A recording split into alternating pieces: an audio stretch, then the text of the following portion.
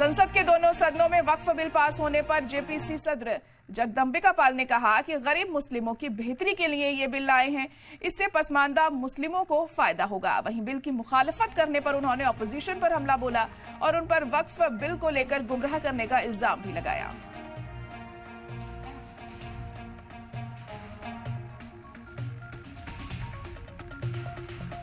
तो bill pass होने पर जेपीसी सदर जगदंबिका पाल ने भी बयान जाहिर किया है। उनका कहना है कि गरीब मुस्लिमों की बेहतरी के लिए हम ये बिल लेकर आए हैं।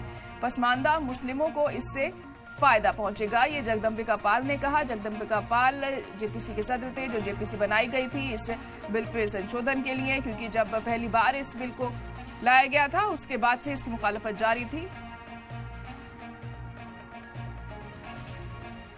देश के गृह मंत्री श्री अमित शाह जी ने लोकसभा में कल सदन में कहा कि देश के लोगों को गुमराह कर रहे हैं। ईद में गुमराह किया, जुमे की नमाज में किया और यहाँ भी कर रहे हैं। मैं कहता हूँ कि वक्त मुसलमान के द्वारा होगा, वाकिफ पे कोई दखल नहीं होगा, मुसलमान ही रहेगा, मुतवल्ली मुसलमान ही रहेगा।